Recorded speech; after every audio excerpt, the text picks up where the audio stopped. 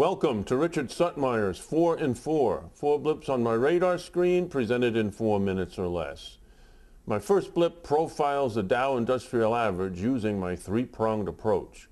The Dow Industrial Average is in a trading range between its January 22nd low at 11,635 and February 1st high at 12,737. This trading range is supported by all three of my methods: valuations, the weekly chart profile, and my proprietary analytics. 15 of the 30 Dow components are ready to buy. I don't remember seeing 50% of the Dow components ready to buy before.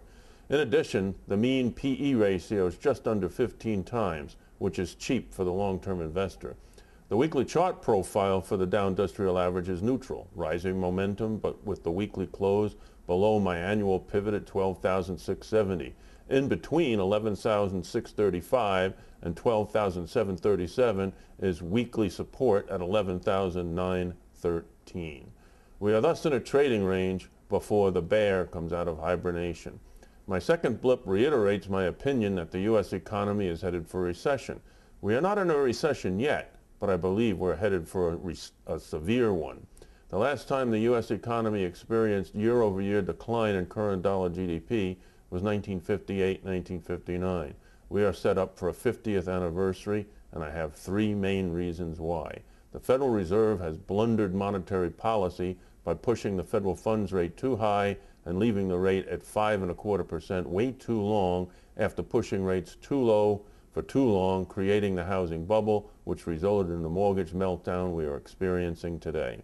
Congress on both sides of the aisle and the President just approved a waste of $150+ billion that could have been used to help homeowners refinance. The bottom line is that there are too many bad loans in the banking system, and more will follow. The U.S. Treasury, the Federal Reserve, and the FDIC have no idea how to put Humpty Dumpty back together again. My third blip is a message to Congress and the President. Pass a law to suspend credit scores.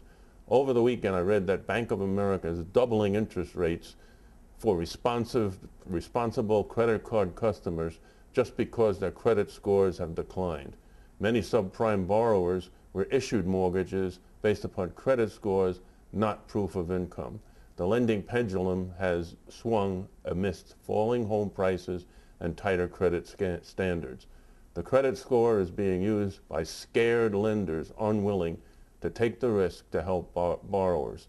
President Bush vowed that he will not bail out lenders. The next president will have to. My fourth blip is preparing you for the additional stress in the banking system. The FDIC will release its quarterly banking profile for Q4 2007 on February 21st, and it won't be pretty. Look for increased non-current loans and a sequential decline in net operating income that could approach 50% to less than $15 billion for the entire banking system. Send your comments and questions to support@rightsideadvisors.com. That's today's 4 in 4. Enjoy your day.